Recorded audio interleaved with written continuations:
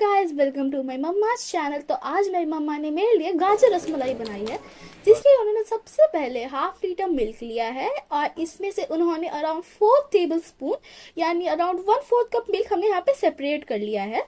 तो जो हमने पहले से यहाँ पे मिल्क सेपरेट कर रखा है उसमें हमने यहाँ पे ऐड किया है 1 टेबल स्पून ऑफ कॉर्नफ्लोर और इसे हमने अच्छी तरह से मिक्स कर लिया है ताकि कोई लम्स ना बचे। तो हमने यहाँ पे स्लरी तैयार कर लिया है and on the other hand जो हमने मिल्क वहाँ पे बॉईल करने के लिए छोड़ा था तब तक ये अच्छी तरह से बॉईल हो रहा है। तो एक्चुअली हमें इसे रिड्यूस करना है। लाइक अगर अगर ये हमारे पास हाफ लीटर मिल्क है, हमने 1/4 निकाल लिया, तो ये 1/4 से और भी कम हो जाए। तो हम इसे रिड्यूस करना चाहते हैं ताकि वाटर कंटेंट निकल जाए। और इसको और जल्दी रिड्यूस करने के लिए यहाँ पे हमने मिल्क मिक्सचर यानी जो स्लरी हमने तैयार की थी कॉर्नफ्लोर और मिल्क को मिला के हमने यहाँ पे डाल दिया है। एज यू कैन सी अच्छी तरह से मिक्स हो गया है और हमारा मिल्क भी अच्छी तरह से बॉईल हो गया है।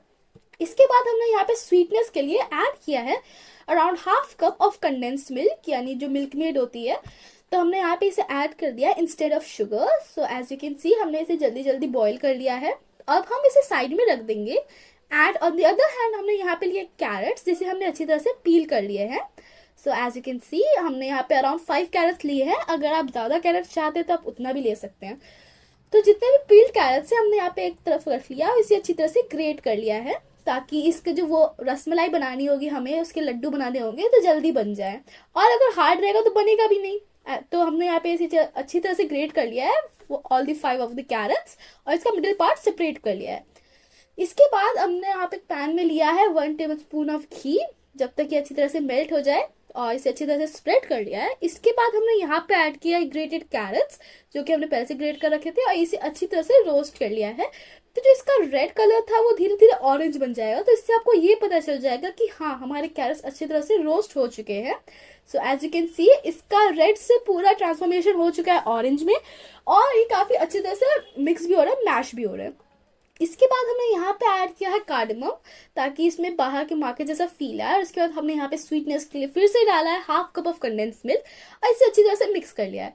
तो हमने यहाँ पे कंडेंस मिल्क और कार्डमम इसलिए डाला है ताकि हमारे जो हमने होममेड रेसिपी तैयार की है इसमें मार्केट जैसा फीलिंग आए। कार्डमम लोग मिठाई में इसीलिए डालते हैं ताकि इसकी फीलिंग जो वो मिठास है उसमें इन्हांसमेंट हो।